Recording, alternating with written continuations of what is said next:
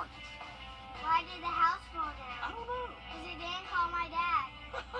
The First Alert Team, the best in Georgia. When you visit or work with Parker's Kitchen, your support makes a difference. You've helped us rank as best workplace in America. None of this happens without you. Thank you.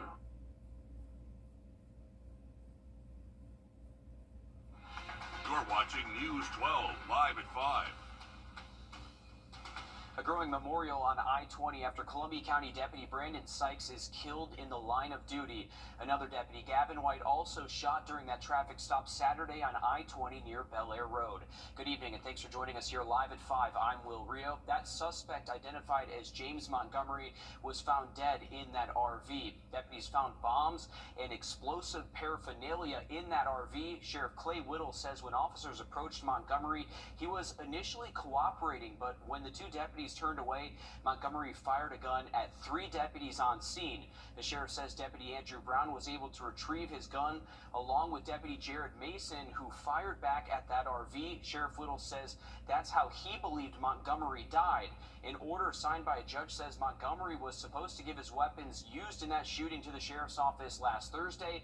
An autopsy is scheduled at a later date.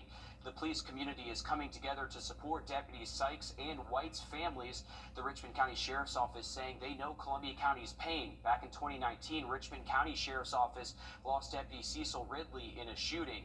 Your Sydney Hood is here live at 5 in the studio. Sydney, how are deputies reacting to this tragedy?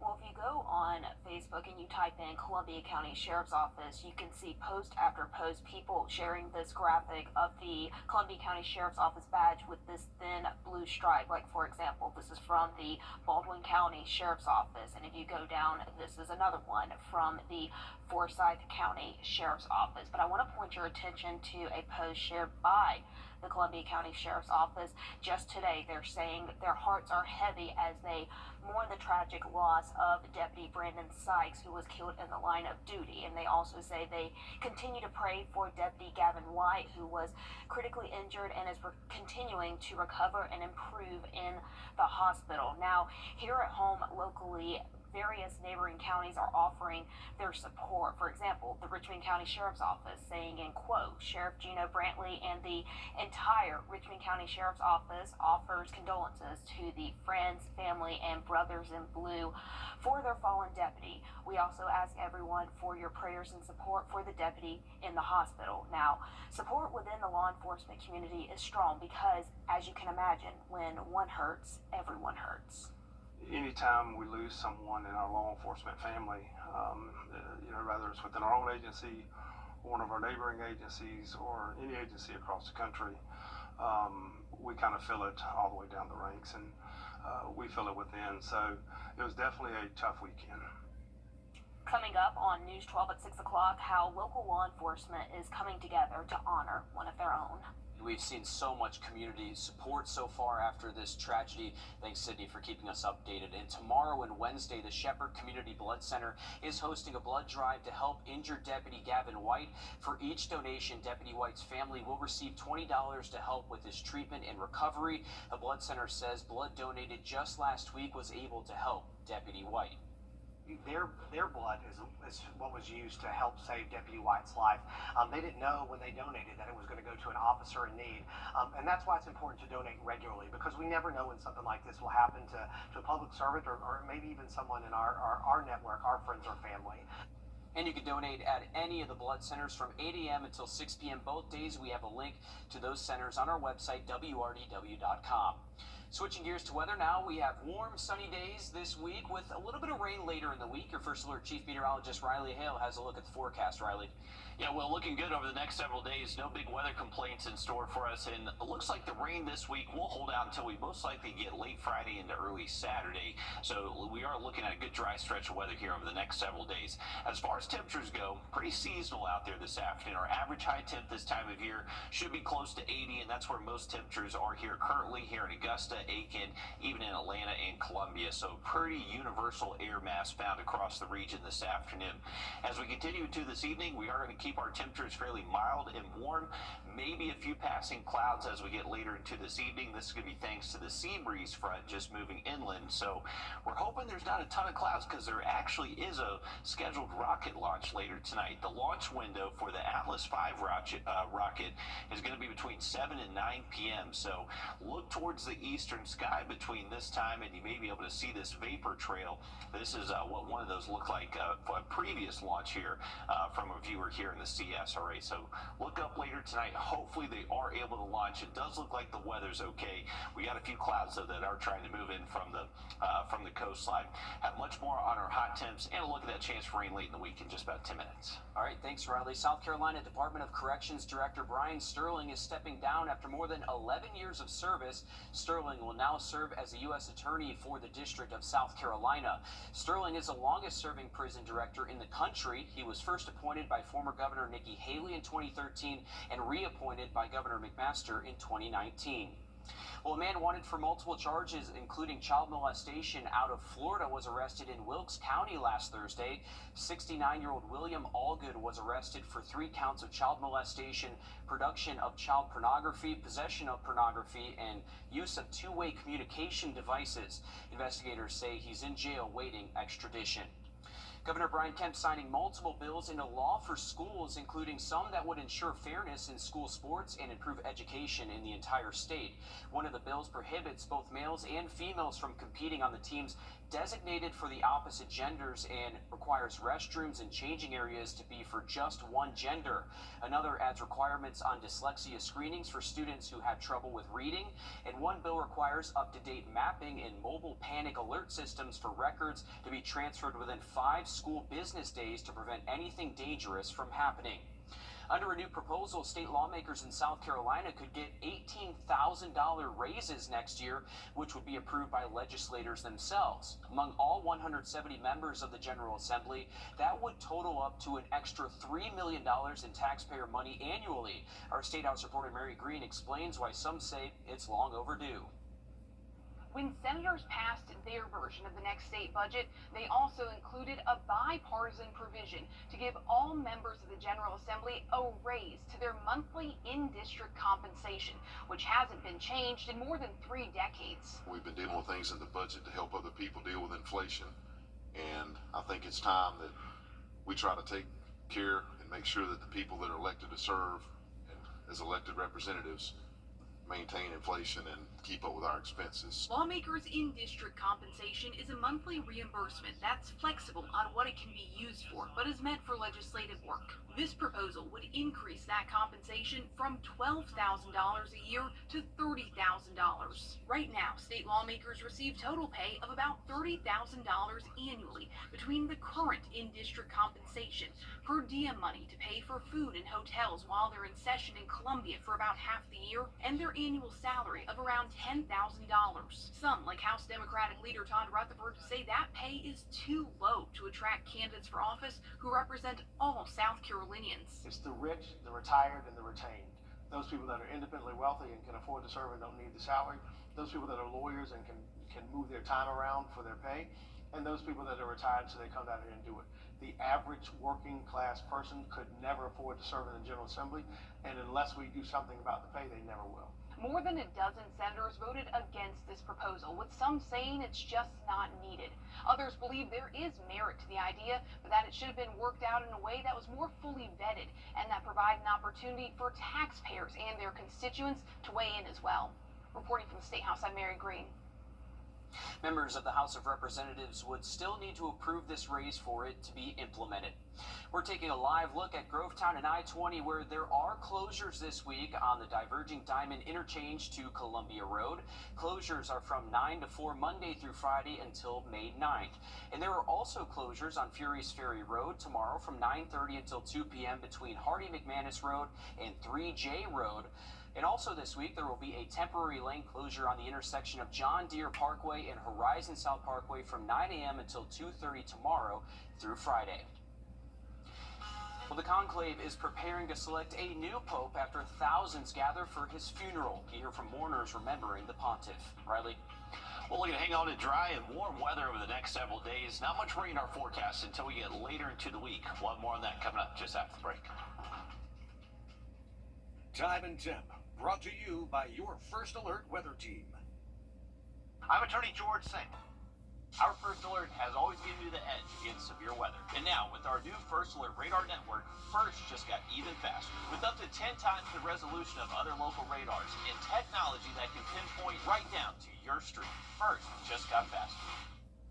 Welcome back in, folks. Live look over downtown Augusta. It is a beautiful April afternoon. We have temperatures right now at 82 degrees. The air is very dry. We have dew points in the 40s, so no humidity, lots of sun, a light breeze out of the south. Not too bad whatsoever. Going to keep things nice and mild if you're heading out this evening, and conditions will stay dry.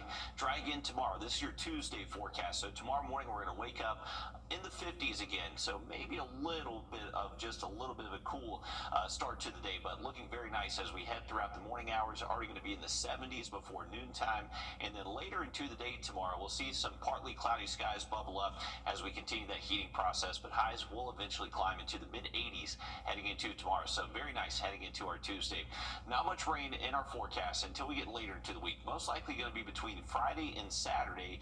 This is going to be thanks to a slow moving cold front through the region. So since it's not moving very quickly, it's making it tough to kind of anticipate how quickly it does pass through, when it eventually does pass through the region. So models are diverging on when exactly our rain chances come to an end later into the week, possibly as soon as Saturday morning, but potentially as late as Saturday afternoon if it does linger a little bit longer. But take a look at these rain totals. This is from the Weather Prediction Center. They're not necessarily predicting a ton of rain with our chance for rain heading into Friday and Saturday. It looks to stay less than an inch for most spots, but we know with thunderstorms they produce some heavy rain. It looks like there could be some thunderstorms with this front that does move in between Friday and Saturday. So this is later into our Friday evening.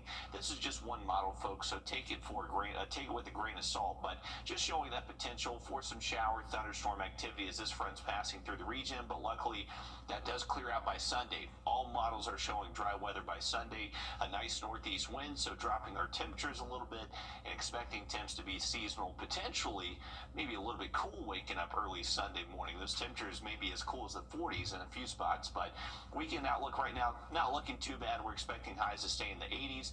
Will be a little bit breezy this weekend. Just with that front passing through is going to bring us a little bit tighter pressure gradient, so maybe some gusts up to 25-30 heading for the first half of the weekend. But temperature wise, we're going to keep things warm for the rest of the week, maybe close to 90 by Thursday. Thanks, Riley. FEMA says it's closing down the Small Business Administration Recovery Center in Augusta. A center at the McDuffie Woods Community Center on Old McDuffie Road will close at 6 p.m. on May 9th. If you need help with applications or other services, you can contact the Customer Service Center. We have a link on how to do that on our website, WRDW.com. The Vatican is closed to tourists today following Pope Francis. Wondering how your child got a hold of that vape? Well, the answer might be right at their fingertips. A warning for parents coming up next. Riley? Well, if you need to wash the car the next few days, you have the green light. No chance for rain until we most likely get into Friday. Another look at that Super 7-day just after the break. First Alert Radar, powered by Jim Hudson Automotive Group. If one of these bad boys crashes into you, their insurance company is going to try to settle with you quickly, but for a lot less. I'm attorney Ken Nugent, and this is my outstanding team. Hi. We're known for moving pretty quickly ourselves. Getting your money fast is crucial for your recovery, so we go for the maximum settlement possible. Faster. How fast, you ask? One call, that's all. Watch Ken go! Call Ken.com. It's payback time. Create your perfect financing for 60 months. Welcome back in, folks. Take a look at our UV index for the rest of the week. Make sure you do have some sun protection on. This is actually just as intense as a September or August sun this time of year. So running around a 9 out of an 11 across the board here all the way through Thursday. Once we start to bring in a few more clouds Friday, it does drop down just a tad. But remember, with these type conditions, this means you can burn as little as 10 to 15 minutes outside, especially between 10 a.m. and 2 p.m. That's when it's going to be at its highest. Now, as we head later into the week, with that chance for rain during Friday to Saturday. Also going to bring us a little bit more of some breezy conditions. May not necessarily be found throughout the day Friday, but as that front gets closer Friday night into our Saturday, likely going to see these gusts maybe 20 plus at times. So that's really the next big thing we're looking at, along with that chance for rain heading into Friday. That's what we're going to take a look at now. So remember, heading into our Friday, maybe the chance for an early shower, but I would imagine the rain most likely holds out until we get later into the day in the way of some showers and maybe even some thunderstorms that could linger as long as Saturday too. So make sure you are just staying weather aware as we head towards the weekend, and keep an eye on this forecast over the next few days. Thanks, Riley. You have a chance to weigh in on the Columbia County School District's budget. There will be a budget presentation and a public input meeting tomorrow at 8 a.m. with a second meeting on May 6th before the school board considers a tentative approval of that budget. This will be live streamed on the district's website, and you can go to the Board of Education in person. As summer approaches, there are concerns when it comes to water safety for children. Next month, there will be a swimming class in honor of Izzy Scott, who drowned in a backyard swimming pool in 2022 in Burke County. There will be water safety sessions, a resource fair, all at the Kroc Center here in Augusta. This will be from 9 a.m. until 1 p.m. on May 10th. You must register ahead of time. Well, parents, listen up. Our national investigative team went secret shopping and shows you just how easy it is for your kids to buy vapes or e-cigarettes online. National Consumer Investigative reporter Rachel DePompa reveals the growing abuse of these products among teens and the loopholes retailers are exploiting.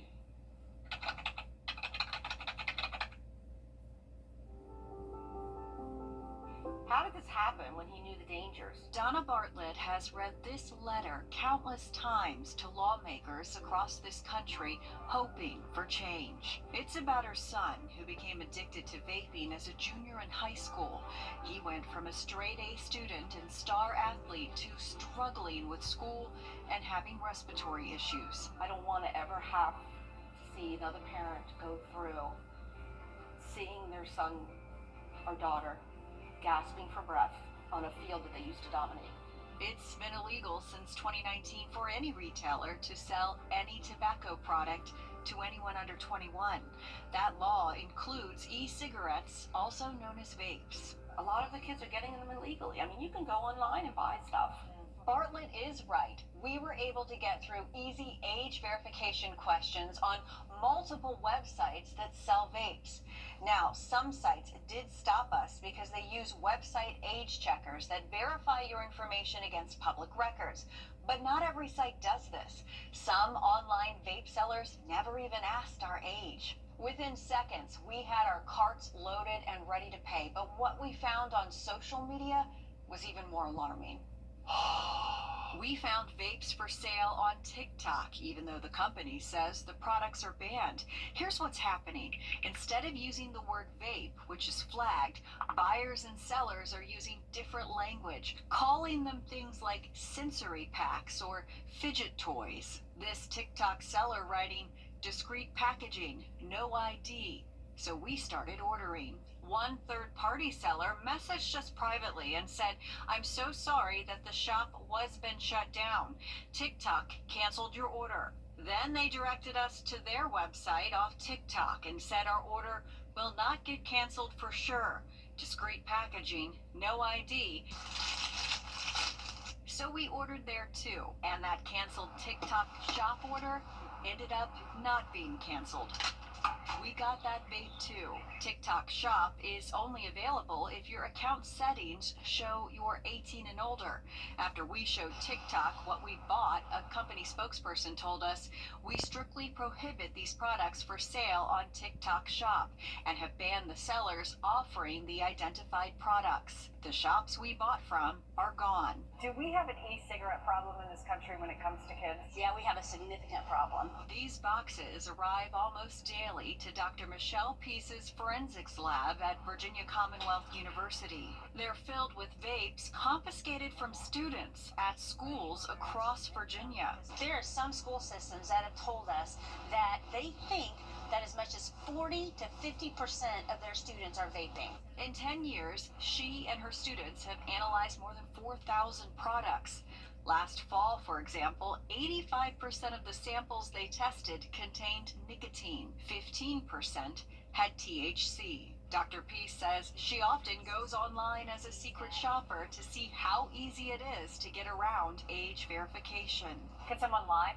Oh, yes, absolutely. As for Donna, I mean, our goal is to educate and get these vapes off the market for these kids. even as her son still struggles with vaping, she won't stop telling his story. Now, Dr. Peace tested the vapes that we ordered through the mail. She says they do contain nicotine. We reached out to Geek Bar for comment, but did not hear back. To read the FDA's full response to our questions about vape products, you can visit investigatetv.com. Riley. Well, if you're going to be up early tomorrow morning around sunrise, there could be some patchy fog, so make sure you're being safe on that morning commute. Temperatures will be in the mid-50s waking up early, but it's going to be a warm day. Another look at that 7-day coming up. We've helped injured people at 585-BOAR today. Some moments are too perfect for words. A love so true. A night so magical. At Windsor Jewelers, we help you find the ring that tells your love story. A ring as timeless as your forever. Because when the moment is right, only the perfect ring will do. Windsor Jewelers, where forever begins.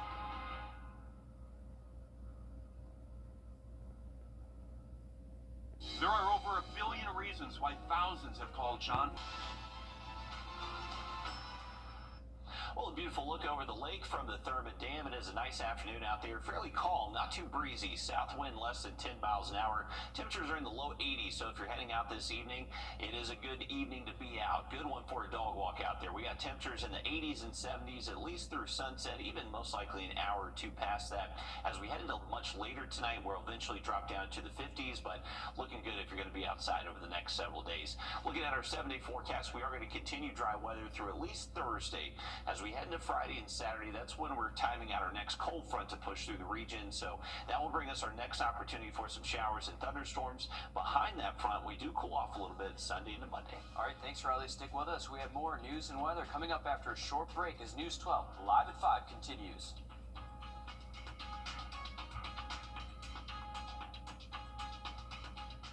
Join us right here on WRDW News 12 at 11 a.m. for Warren A Way of Life. Visit us anytime online at warren.church for more information. Right now at Rooms to Go.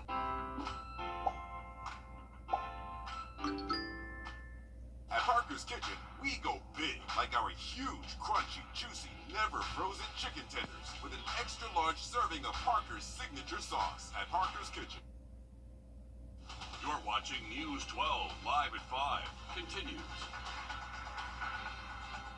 A community is coming together with a growing memorial on I-20 for Deputy Brandon Sykes, who was killed, and Deputy Gavin White, who is now hospitalized after a suspect shot them during a traffic stop. Good evening, and thanks for joining us here live at 5. I'm Will Rio. That suspect, later identified as James Montgomery, was found dead in his RV hours later. Deputies say they found bombs and explosive paraphernalia in that RV. Sheriff Clay Whittle says while Montgomery was a part of an illegal steroid operation, it's unclear what his intentions were. Sheriff Whittle says other deputies fired back, and that's how he believes Montgomery died. While Montgomery was firing back, another deputy, Andrew Brown, retrieved his gun and dragged White into a patrol car, taking him to the hospital. We're learning Montgomery is no stranger to law enforcement. Court records show an aggravated assault charge filed back in May of 2022. He took first offender status, and the case was dropped last December. Now we're hearing from community members showing support for these two deputies right now. Your Audrey Dickherber is live on I-20 where there's a growing memorial out there. Audrey, have you seen a lot of people showing up today? Yeah, well, actually, just a minute ago, we saw one woman pull up and place even more flowers just over here right on the edge. I'll actually go the way so we can show you how much the memorial has grown. There's just been an outpouring amount of support for Deputy Sykes and Deputy White since Saturday, and the love and support is continuing to grow. This memorial has started along I-20 right before the exit with flowers, crosses, and notes saying CC strong and all my prayers. And they only expect it to continue to grow, but this isn't the only thing the community has done. There's also been a meal train started with over $6,000 raised, GoFundMe, and numerous social media posts showing that whether you're connected to the deputies or not, you don't need to know them to show support. Communities rally and support each other in tough times, and I think that the silver lining in events like this is the fact that people do band together and come together and put together I'll call them small differences and matters of opinion for a greater good. My hope is one day it's not events like what happened Saturday night being required to bring people together. And we're told that they expect this memorial to continue to grow throughout the week, and we're even hearing about even more ways that the community is trying to come together to support these deputies.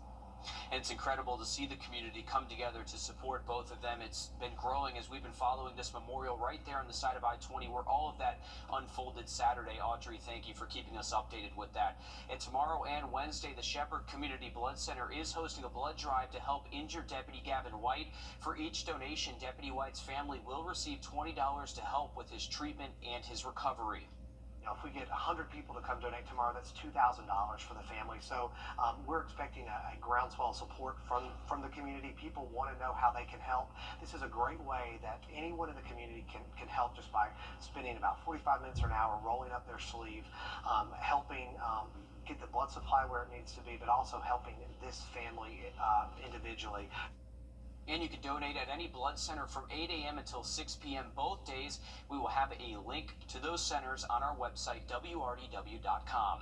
Switching gears to weather now as we get some clear, sunny skies. About 10 minutes. Thanks, Riley. A man wanted for multiple charges, including child molestation out of Florida, was arrested in Wilkes County last Thursday. 69-year-old William Allgood was arrested for 3 counts of child molestation, production of child pornography, possession of pornography, and use of two-way communication devices. Investigators say he's in jail waiting extradition. Well, tariffs are... We're taking a live look at Grovetown and I-20, where there are closures this week from the diverging Diamond Interchange to Columbia Road. Closures are from 9 to 4, Monday through Friday until May 9th. And there's also closures on Furie's Ferry Road tomorrow from 9:30 until 2 p.m. This will be between the intersections of Hardy McManus Road and 3J Road. And also this week, there will be a temporary lane closure on the intersection of John Deere Parkway and Horizon South Parkway. This will be from 9 a.m. until 2:30 tomorrow through Friday. And the conclave is preparing to select a new pope after thousands gathered for his funeral. We hear from mourners remembering the pontiff. Riley? Well, if all systems go tonight, we could have a rocket launch visible here in the CSRA. We'll let you know which way to look and how to see it coming up. Time and temp, brought to you by your First Alert weather team. Showers and storms arrive Friday and most likely linger into Saturday. Thanks, Riley. FEMA says it's closing down the Small Business Administration Recovery Center in Augusta. The center at the McDuffie Woods Community Center on Old McDuffie Road will close at 6 p.m. on May 9th. If you need help with applications or other services, you can contact the Customer Service Center. We have a link on how to do that on our website, WRDW.com. Well, officials say the conclave will elect Pope Francis's successor. A soldier stationed at Fort Jackson has died, according to Army officials. A soldier stationed at Fort Jackson has died, according to Army officials. Fort Jackson says a basic training soldier from Charlie Company's 2nd Battalion, 13th Infantry Regiment was found dead during training Thursday. The unit is conducting a 48-hour training stand-down and providing resources to families and family members of the unit as they grieve the loss. The soldier's name is being withheld until family is notified. Students at a school in Columbia are returning to the classroom following a deadly bus accident 2 weeks ago. Students were returning from a field trip in Charlotte when the bus rolled over after a flat tire. 1 student died and 11 others were hospitalized. District counselors, social workers, and others will be on hand to support students this week. At least 1 person is dead and several others are injured following a hit-and-run accident between a boat and a ferry down there in Florida. Authorities say a private boat plowed into a ferry with 45 people on board near a bridge in Clearwater last night before fleeing the scene. 6 patients on the ferry were trauma alerts, with 2 transported to the hospital by helicopter. The accident came at the end of a 17-day sugar sand festival, with many taking the ferry for the event. All of a sudden we hear the first mate yelling, hey, hey, hey, and then we look back behind us and this big yacht just came through the boat. Mayday, mayday, mayday, there's been a boat collision. The Clearwater ferry is adrift. The Coast Guard says it identified the boat involved and the 6 people on board were not injured. Fish and wildlife officials are investigating what went wrong. If you suffer from allergies, this is the worst time of year. Now, you can get allergy and pollen information in a weather app, but what if you don't know what you're allergic to? Jamie Tucker coming up with a couple of smartphone apps to help you stop the sniffles. First Alert Rate Hire, powered by Jim Hudson Automotive Group. Allison Krause. Springtime brings beautiful blooms and warmer weather, but for many it also signals the start of allergy season. Our consumer tech reporter Jamie Tucker has 2 smartphone apps to help you to decide when it's safe to go outside. Does your patio furniture kind of look like the yellow brick road? You can get pollen information from most weather apps in which allergens are high on a particular day, but that's not a lot of help if you don't know what you're allergic to. 2 smartphone apps are highly rated by allergy sufferers, Zyrtex Allergy Cast and Allergy Plus by Pollen.com. Both do the same thing. Each day they give you an allergy forecast. Maps show the severity and what's producing pollen. And if you're planning some yard work or being outside, you will see there are better days for outdoor activities. In both the Zyrtec and Allergy Plus apps, you can log symptoms to help figure out which allergens affect you the most. In time, you should be able to see if it's tree pollen, ragweed, grass, or something more specific. You can also get forecasts and alerts for cities you're traveling to. Both Allergy Plus and Zyrtex apps are free, but you might see some ads without a premium subscription. I saw a lot more in the Allergy Plus app. While the free versions will be fine for most people, those who suffer from severe allergies year-round, it might be worth the upgrade. Both apps are excellent at what they do, and they offer relief by suggesting when it's okay to go outdoors and when you're better off staying inside. I'm Jamie Tucker, and Zyrtex Allergy Cast and Allergy Plus by Pollen.com are the apps of the day. And both apps are available for iPhone and Android devices. Well, this season, every WNBA preseason game will be available through national television or by streaming. This is the first time this is in place, Alyssa. Yeah, when you talk about growth for the WNBA, this is huge news. Previously, only one preseason game in WNBA history was shown on national television. That was back in 2019 with the New York Liberty and the Chinese national team. Here closer to home, that just means you won't have to search too hard to find Washington County's Alicia Gray. The former Gamecock and Tar Heel is entering her 9th year in the league. This season, she's playing alongside Brittany Griner, in addition to the Atlanta Dream and Tahina Pau from South Carolina, both providing instant upgrades on offense. Everybody's learning, but overall, I mean, they look great, look in shape, fun to be out there with. I mean, it's nice to have BG. I mean, she's setting nice screens, so I have more drive to the basket and open 3-pointers, so that's exciting. Network, Peachtree Sports Network this season. All non-national exclusive games will be available to watch, and we're looking forward to it. Definitely so. Thanks for that, Alyssa. Remember, nice dry weather extends for the next couple of days, but we are still keeping an eye on that chance for rain Friday into Saturday. Have a look at your evening planner if you're heading out soon, just after the break.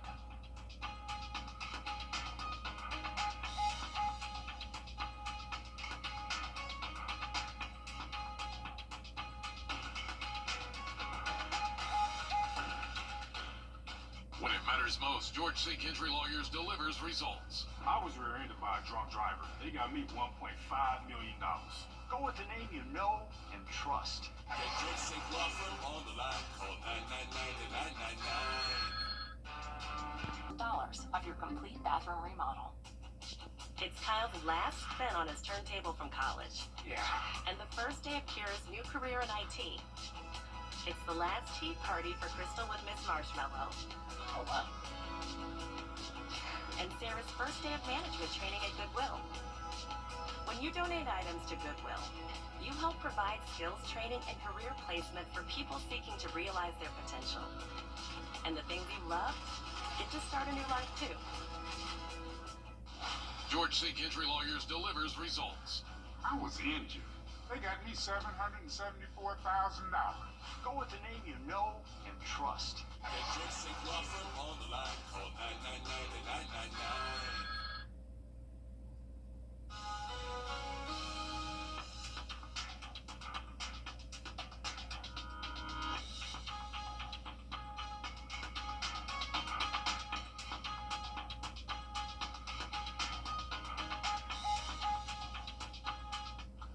All right, here we go. Live look down at I-20. This is between Wheeler Road and Bel Air. You can see this traffic moving westbound. Pretty congested at the moment. It is moving, but just some slow-moving traffic here if your commute does take you in that direction.